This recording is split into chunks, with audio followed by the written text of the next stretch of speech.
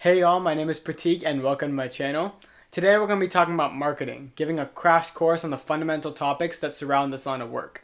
This 25-minute course is meant to give you an understanding of what is marketing, what's going on in it, and it's just open to everybody.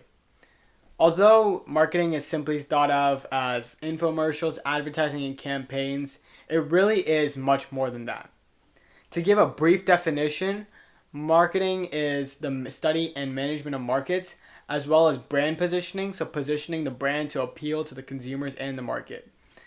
To give a brief overview of this course, we're going to be talking about market-driven principles, STP, customer versus product centricity, the 4Ps, and brand positioning.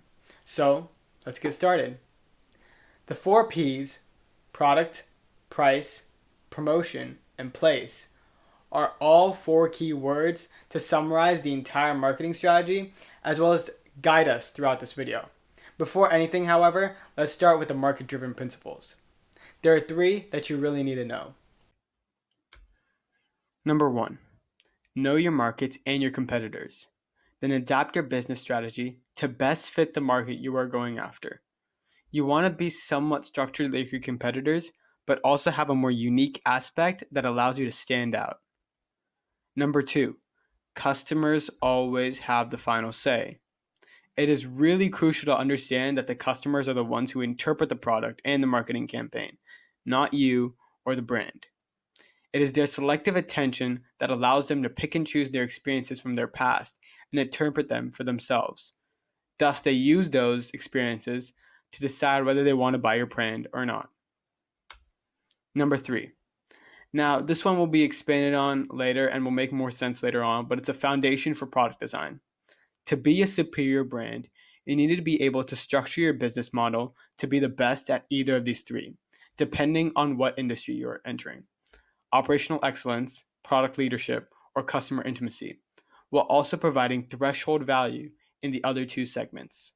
Now, these are the 3 marketing principles that should stay in your mind throughout this course as we continue to build upon it and understand how it affects the business strategy. As you can see to the left of your screen, we have completed the first part of our agenda for this course, and although it was short, it's something that should be a foundation for your learning later on. Next, we'll be focusing on STP, also known as segmentation, targeting, and positioning. First, we got segmentation and targeting. To understand what product you plan on designing, you must figure out who your key audience is. Thus, you must be able to divide the market, and also known as segment it, into different types of consumers, which can happen through different types of characteristics such as age, income, gender, etc. Thus, the bottom line is that you must be able to divide your market and figure out who you plan on conquering in order to understand how you plan to make the product. Also, you have to make sure that you evaluate the profitability of the segment currently and in the future. Now, positioning. The positioning statement is what the customer is going to understand and interpret for themselves. This should be short, sweet, and simple, yet also unique, and explain the essence of why your business is better than the rest. Breaking it down, the statement should convey 3 critical ideas: points of differentiation, or why the consumer would buy your product compared to that of your competitors, a frame of reference to identify your target segment, and points of parity. Points of parity is such that it can be fueled by competitive intentions or simply a category detail. Competitive points of parity are similarities made to negate the competitor's point of difference. In contrast, category points of parity are simply standards that have been set due to the product's production over the past years. In all, the positioning statement is significant. It yearns to connect to the customer while also being able to convey the essence of your business. So just like that, STP is done. Again, short, but it's also super fundamental to later concepts and understanding marketing as a whole. So let's move on to positioning. To figure out and solidify your business strategy, you must understand how you plan to approach your customers, as well as how you plan to position yourself in the competitive market. Now, there are 2 ways of going about this, 2 extremes, I have to say, and that's product centricity and customer centricity. Now, the reason I said extremes is because later on you'll understand why no business in this day and age can be completely product centric or customer centric. But for now, let's just focus on product centricity. In product centricity, the objective is to sell the most volume possible at lower costs and bring in more customers.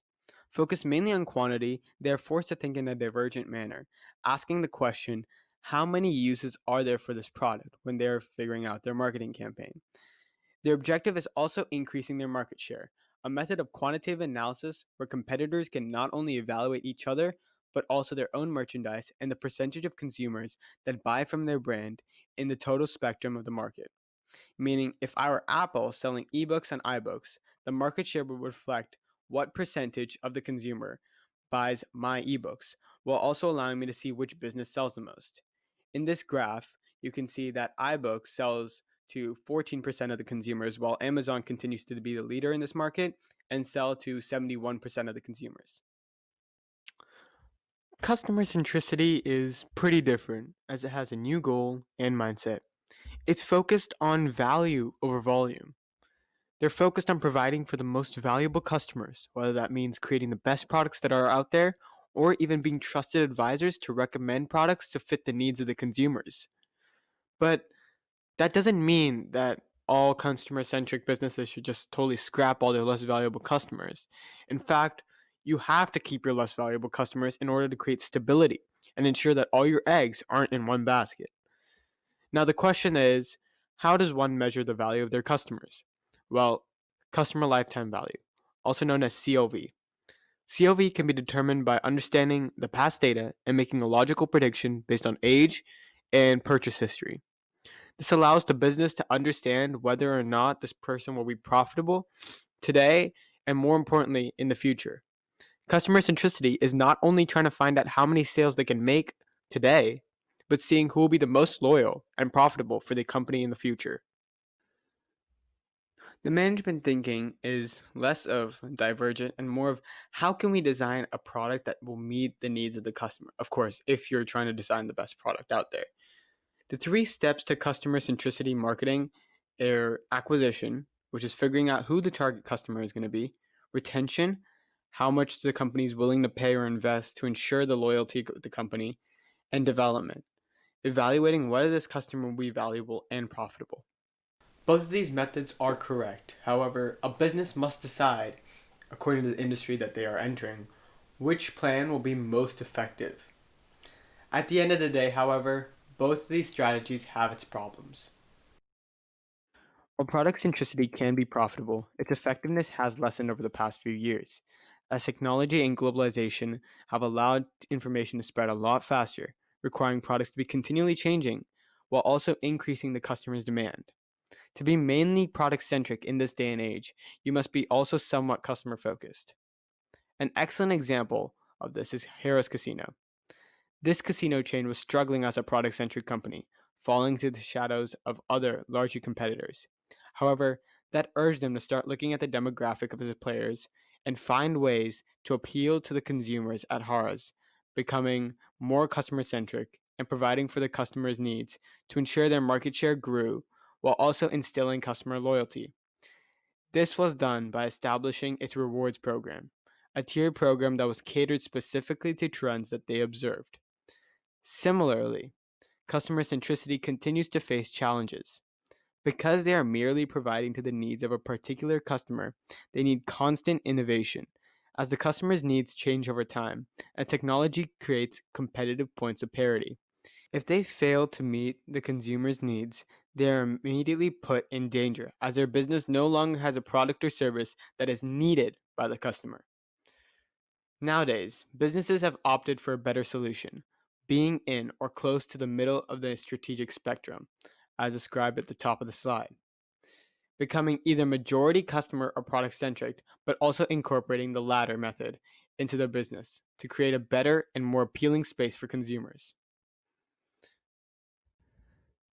Examples of majority product centric businesses include Apple and Tesla, while an example of a majority customer centric business is Warby Parker. Apple and Tesla are mainly product centric just because they come up with certain products and are designed to increase their sales as much as possible by finding various uses for the items they've created. However, they're still a bit customer centric just because they've been able to gather demographics and their customers before and see what they want and implement that on their next products. On the other hand, Warby Parker is mainly customer centric because they provide a one on one experience that the customer will undergo to ensure that they are satisfied with the product they've received.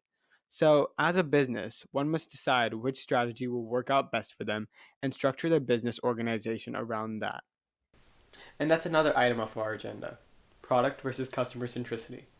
Now, although there are only 2 points left, the 4 P's, or rather I say 3, because we've already talked about one, is something that we go pretty in depth about, as we understand the meaning behind price, promotions, and place, as well as continue our journey on. So let's start with price.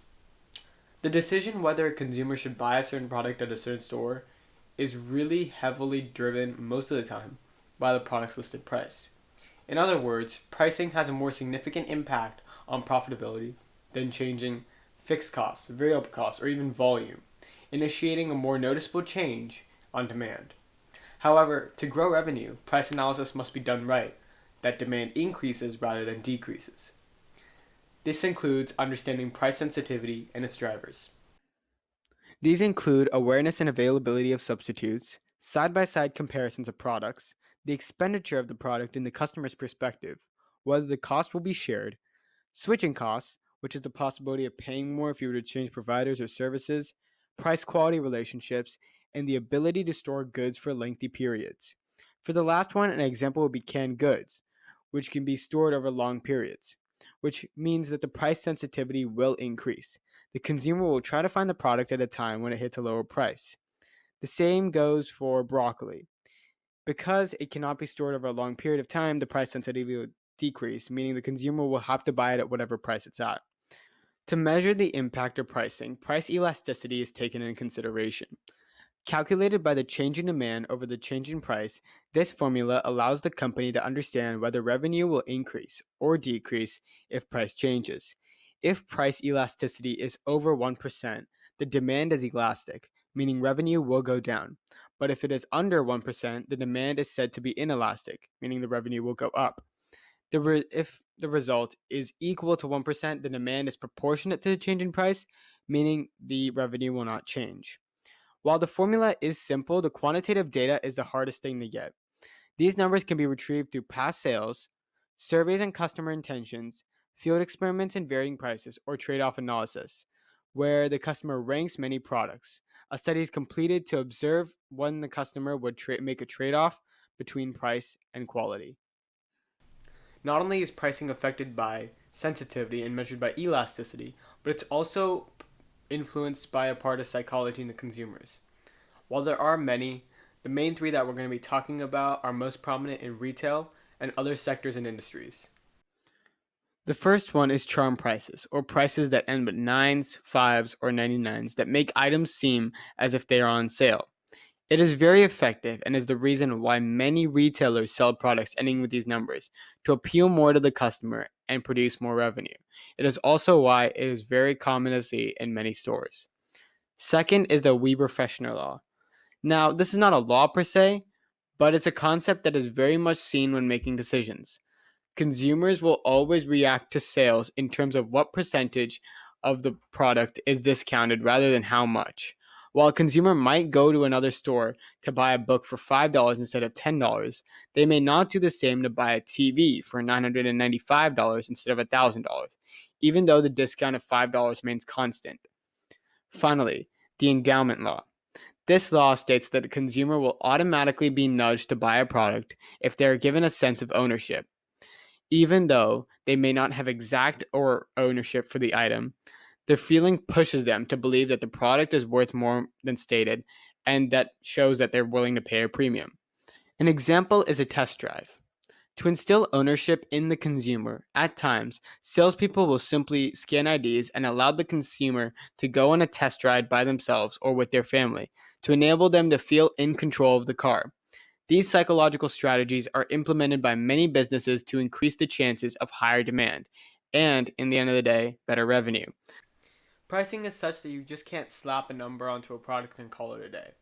It requires that you take everything into consideration: the different margins of the distributor and the manufacturer, the cost of the goods, the experience, the service, and even though there's no right price, there's still fair value, which will affect the way that consumers and retailers look at your product and your brand as a whole.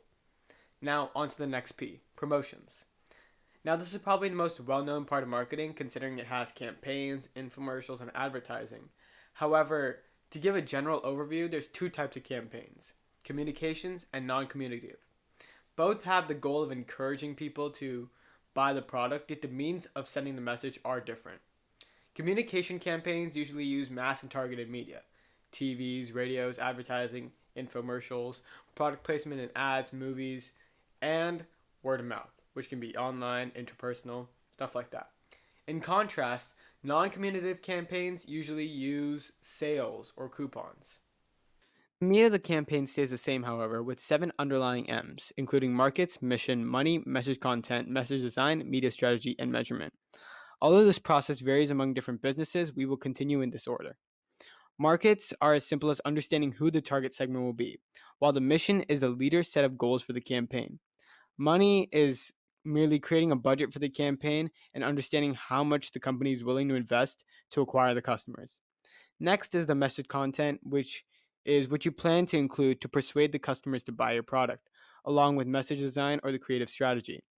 Now, the message design can be through many different methods, including spokespeople and testimonials, basically finding a way to make the ad look appealing and driving business. The media strategy is also crucial to the success of the campaign, as the company must figure out how they plan to spread their message, whether they want to use social media, paid media like television advertising, earned media like sponsoring a tournament, or owned media like one's own website or building. Finally, measurement.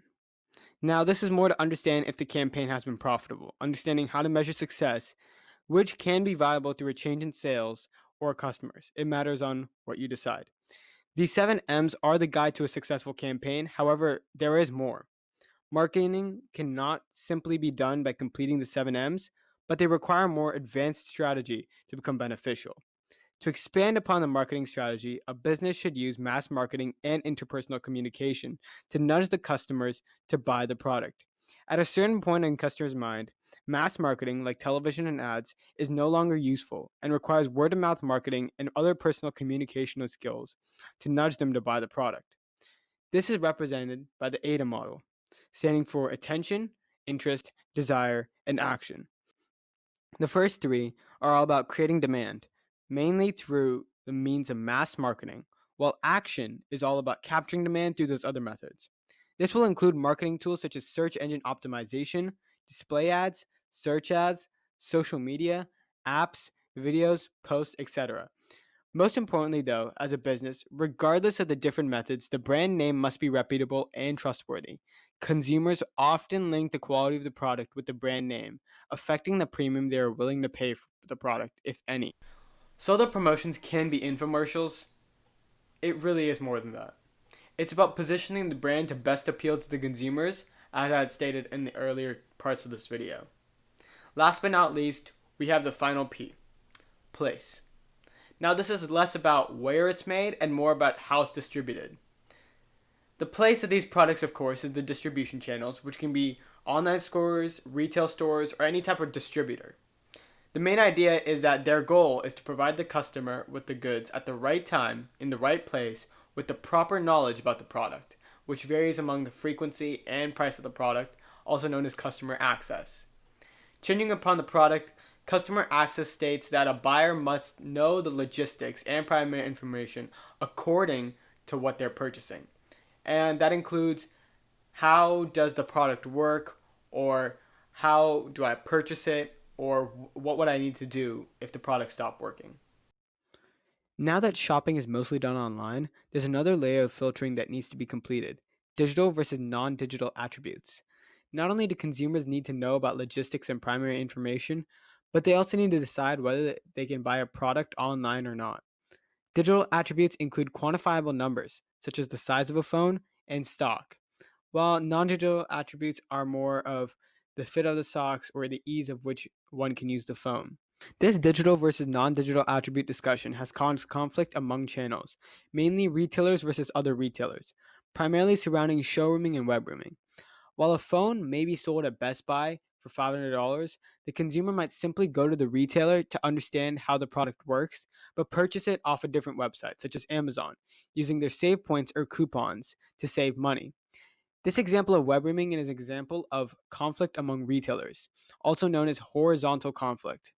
Vertical conflict is another type of conflict between the retailers and manufacturers this time, mainly if the distribution margin is too little for the retailers to want to sell the product. This can be effectively managed by reducing costs or increasing prices and equalizing the margin. And that was the 4 P's. Well, three. Now, the last point is pretty interesting to learn about as we begin to dive in about brand messaging, including the different elements that make up a brand as well as communication strategies. Brands are critical to customer decisions as they are defined by consumer perceptions, which affect their subsequent behavior and brand quality relationships that form in their mind. The many elements include names, colors, symbols, slogans, and taglines, packaging, brand persuasion, and repositioning.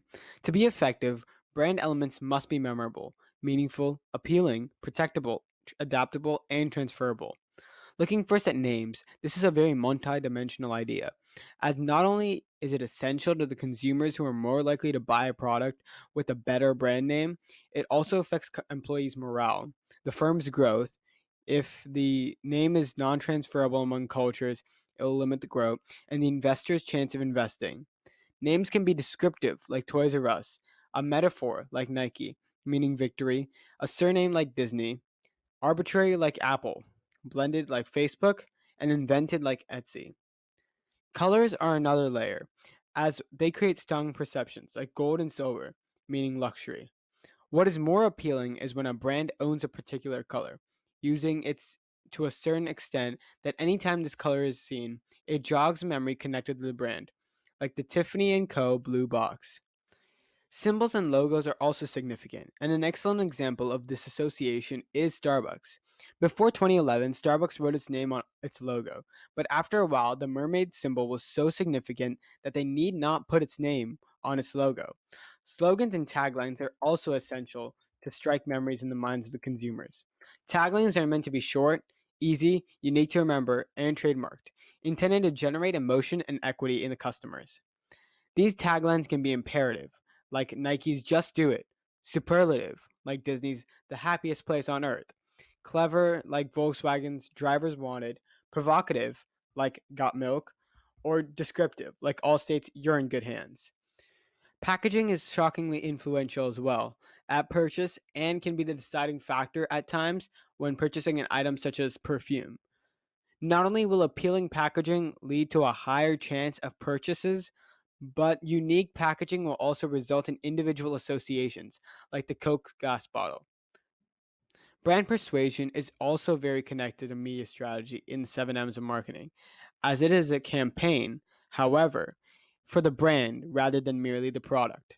There are many means of communicating the brand superiority, including classical conditioning, reciprocity, consistency, liking, authority, and most frequently seen, celebrity spokespeople and models. Very meaningful, their presence, only if likable and attractive, evokes trust in the customer. These spokespeople can appeal to the consumers in different ways, including explicitly saying, I endorse this product, implicitly saying, I use this product, imperatively saying, you should use this product, and by co presenting, where they wear the product or use the product.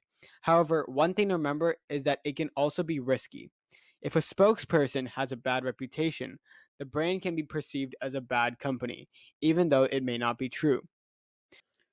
Finally, to wrap up brand positioning, we will talk about brand repositioning. A brand must always be updating, quicker as technology and globalization increase. Sometimes, however, the brand needs complete repositioning.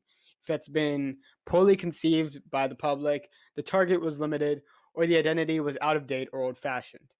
Repositioning can happen in any of the elements, like names or logos, but it can happen in more than one as well.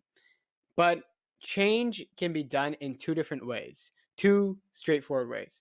It can either be done by a just noticeable difference or a butterfly effect. Just noticeable is when the modification is small, but after a few changes, the transformation will be significant, while the butterfly effect is a complete change in one or more of the brand elements. McLaren is a good representation of this, as you can see in this photo. In the first two photos, you can see a complete transformation representing a butterfly effect, but as you can see, the last three at the bottom, they all have some sort of similarity, and it was simply a small modification that made it change from the first picture to the third picture at the bottom. And that is an example of the just noticeable difference. And that was it, folks. So, just another recap. Throughout this 25-minute video, we went over market-driven principles, STP, customer versus product centricity, the 4Ps, and brand positioning. Hopefully this gave you a good understanding of these concepts, and if you've taken a marketing course before, refreshed your memory. If you have any further questions, suggestions, or any ideas about a possible case study you'd like me to talk about, just put them in the comments down below. Make sure you hit the like button, subscribe, turn on post notifications, and I'll see you guys in the next video. Thank you all for watching.